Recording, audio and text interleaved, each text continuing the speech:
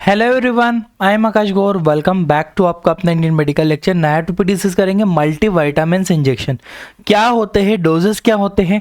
मैं इसमें 5 आपको मल्टीविटामिन इंजेक्शन बताऊंगा, उनके डोजेस एक्सप्लेन करूंगा। बहुत अच्छे से समझिएगा हिंदी इंग्लिश लैंग्वेज में। सबसे पहली चीज़ तो कोई है कि भाई आम आदमी अपनी मर्जी से दवाइयाँ लेना बंद कर दे, अपनी मर्जी से दवाइयाँ न ले, डॉक्टर के कंसल्ट से। हमारी वीडियो मेडिकल स्टूडेंट, फार्मेसी और नर्सिंग स्टाफ के लिए। Multivitamin injection is a nutritional supplement class medicine. सबसे पहली चीज़ है मल्टीविटामिन इंजेक्शन होते क्या है। Multivitamin injection nutrition supplement class की दवाई होती है, जिसमें मल्टीविटामिन में भी अलग अलग फॉर्म अवेलेबल रहते हैं, जो कि अलग अलग कंडीशन में उनका यूजेस किया जाता है। This injection content different vitamin and nutritional supplement, यानी कि कंटेंट होता है इसमें बहुत सारे विटामिन होते हैं, साथ में न्यूट्रिशनल सप्लीमेंट होते हैं। इंजेक्शंस का जो इस्तेमाल है बेसिक अगर मैं आपको बताऊं, कमजोरी लग रही है, थकावट हो रही है, बहुत ज़्यादा वीकनेस बॉडी में उसको रहती हो, उसको किसी बीमारी के बाद उसकी जल्दी रिकवरी करना हो, किसी घाव जो है वो भर नहीं रहा हो, उसको हेल्प करने में, वुंड हीलिंग प्रोसेस में, ये सारी चीज़ों में हम लोग इंजेक्शंस का इस्तेमाल कर सकते हैं। ठीक है। This injection should be given by dilution in IV bottles. हमेशा मल्टीविटामिन इंजेक्शन को क्या करना चाहिए, मल्टीविटामिन इंजेक्शन को बोतल में मिलाकर, पर्टिकुलर किसी एक विटामिन की बात नहीं की जा रही यहाँ पे, मल्टीविटामिन के। तो मल्टीविटामिन जितने भी इंजेक्शन आते हैं, आप प्रॉपर उसको डिजोल्व करो और फिर उसको बाद स्लोली पेशेंट को दिया जाता है मल्टीविटामिन इंजेक्शन को। तो मल्टीविटामिन इंजेक्शन में क्या क्या होता है, न्यूट्रिशनल सप्लीमेंट होते हैं, विटामिन होते हैं। थोड़ा आगे बढ़ता हूँ। यूजेस की बात करूँ तो विटामिन की डेफिशिएंसी को पूरा करता है, विटामिन की जितनी भी कमी हो उसको पूरा कर देगा वो। इंक्रीज इम्यूनिटी, प्रतिरोधक क्षमता हमारी बॉडी में बढ़ाएगा वो। ठीक है, उसमें भी इस्तेमाल किया जा सकता है। ट्रीट वीकनेस, कमजोरी ठीक करने में। इंक्रीज मेटाबॉलिज्म, मेटाबॉलिज्म अगर ठीक नहीं हो, खाना नहीं पच रहा हो, मेटाबॉलिज्म को बढ़ाना हो, तब भी इस्तेमाल किया जा सकता है। डिसीज रिकवरी, कोई पेशेंट एडमिट है हॉस्पिटल में, टाइफॉइड हो गया हो, डेंगू हो गया हो, उस कंडीशन में भी मल्टीविटामिन दिए जा सकते हैं, ताकि उसकी जो कमजोरी है, जो न्यूट्रिशनल डेफिशिएंसी है, वो पूरी हो सके। क्योंकि उसमें बहुत ज़्यादा फीवर आता है, फीवर की वजह से बॉडी टूटती है, कमजोरी आ जाती है, तो कमजोरी को पूरा करने के लिए इस्तेमाल होता है।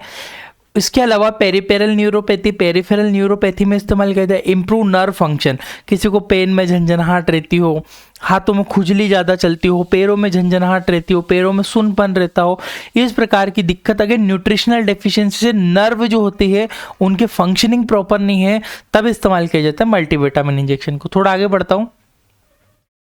एमवीआई इंजेक्शन के टाइप, भाई कितने टाइप से होते हैं मैं 5 आपको एक्सप्लेन करूंगा। Neurobion fort, Neurokind gold, MVI injection सबसे ज़्यादा इस्तेमाल होता है ये भी।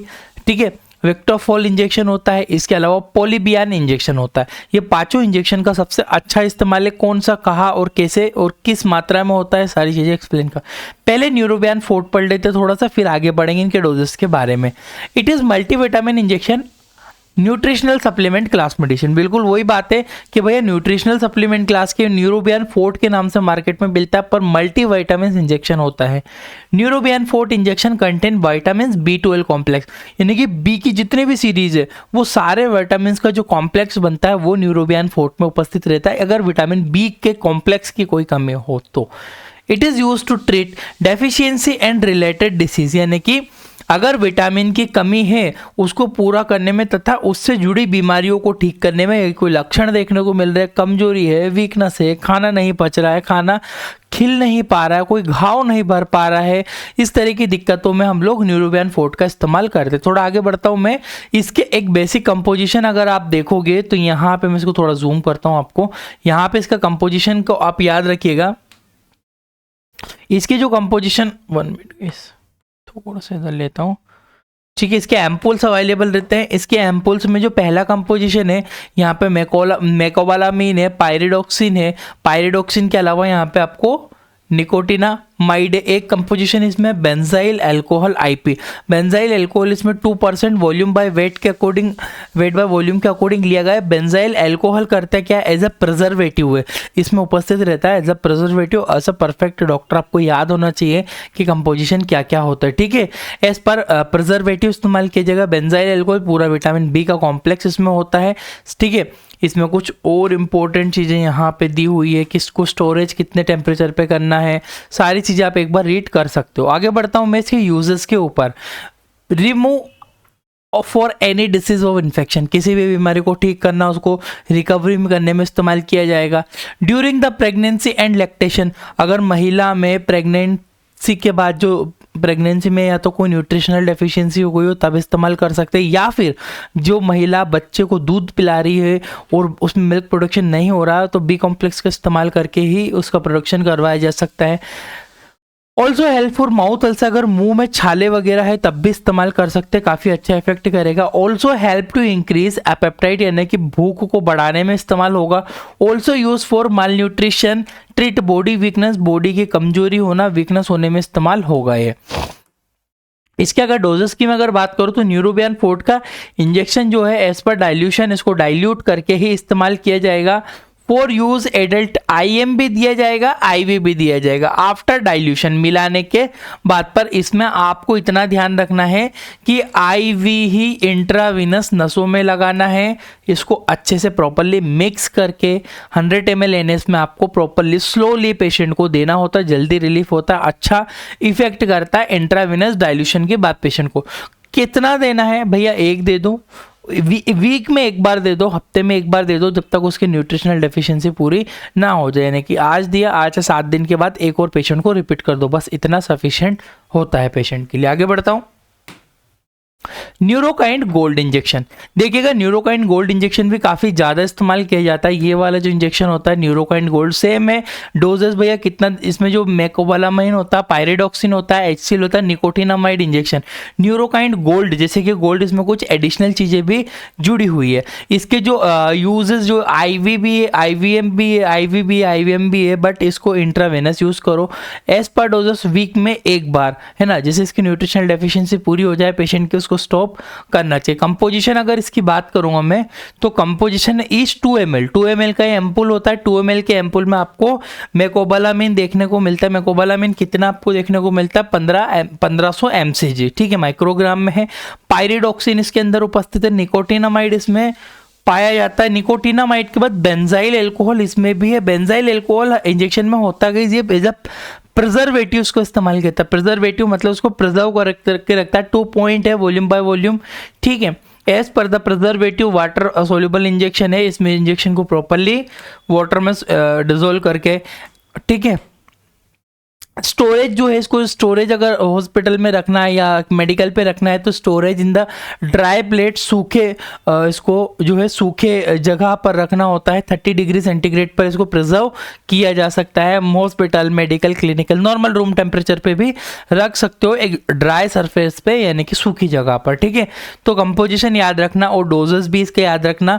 न्यूरोकाइंड गोल्ड ये भी उन सारी बीमारियों में काम करता है जैसे कि कमजोरी लगना, हाथ पैर दुखना, या फिर न्यूरोपैथी होना, या फिर नर्वस सिस्टम के फंक्शनिंग को बढ़ाना, भूख को बढ़ाना, और भी बहुत सारी चीज़ों में इस्तेमाल किया जाता है न्यूरोकाइंड गोल्ड। ये भी बहुत अच्छा इंजेक्शन इस्तेमाल होता है। नेक्स्ट इंजेक्शन आता है हमारा MVI injection, multi vitamin. MVI के नाम से आपको मार्केट में मिल जाएगा, मल्टी विटामिन इंजेक्शन।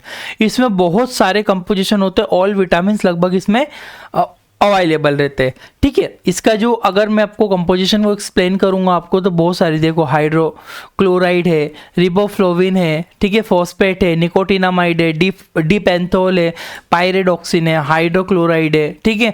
इसमें भी बेंजाइल अल्कोहल है। बेंजाइल अल्कोहल का मतलब है, बेंजाइल अल्कोहल, ये रहा बेंजाइल अल्कोहल का सिंपली मीनिंग होता है कि भैया एज अ प्रिजर्वेटिव यहाँ पे इस्तेमाल किया गया। इसमें अगर और प्रिस्क्रिप्शन की बात करूँ तो बच्चों में देखिएगा, जो इन्फेंट होते हैं उनमें भी नहीं देना चाहिए, न्यूबॉर्न में भी इस्तेमाल नहीं होता है ये, ठीक है।